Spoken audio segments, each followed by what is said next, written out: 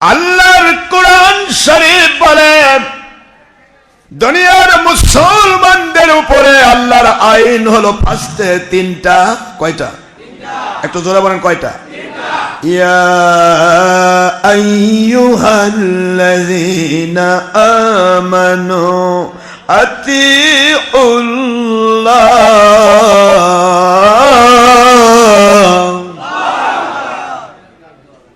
ওয়া আতিউর রাসূলা وَأُولِي الْأَمْرِ مِنكُمْ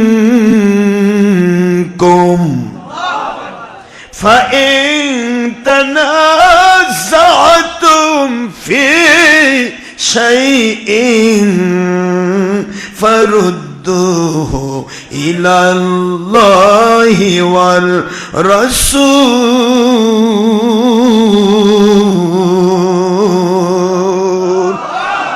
কোরআন শরীফের সূরাতুন নিসা 4 নম্বর সূরা 5 নম্বর পারা মদিনায় অবতীর্ণ আয়াত শরীফ নম্বর 59। এক কথা আমার আল্লাহ আইন করেছেন, দুনিয়ার মানুষ যদি আল্লাহর আইন জানতে চাও, আমি আল্লাহর আইন নিয়ে নাও।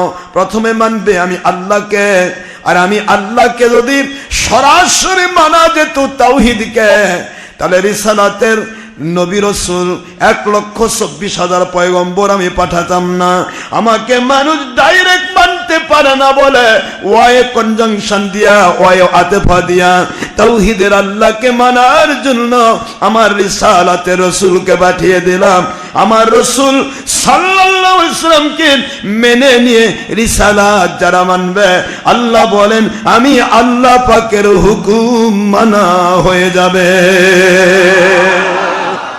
وَمَن يُطِعِ الرَّسُولَ فَقَدْ أَطَاعَ اللَّهَ।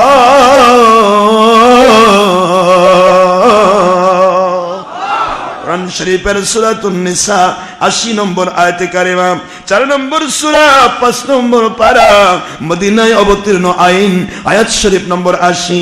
আল্লাহ বলেন who loves and obey the আখির নবী মুহাম্মদুর রাসূলুল্লাহ সাল্লাল্লাহু আলাইহি সাল্লাম as well as or like they loves and obey their Allah subhanahu wa ta'ala। আয়াত শরীফ নম্বর 80 in সূরাতুন Nisa at the part of 5 number 4 in Quran Sharif Madaniyya। It's law and canon of Quran according to order of Allah subhanahu wa ta'ala from foundation to the judgment, no doubt, no changing, no changing any time, anything। জোরে বলুন সুবহানাল্লাহ। আমার মালিক বলে দুনিয়াবাসী, আমার নবীকে আমি এমন ভাবে ওহী দিয়ে পাঠাইলাম, আমার নবীজিকে মেনে নিতে পারলে আমি আল্লাহকে মানা হয়ে যাবে।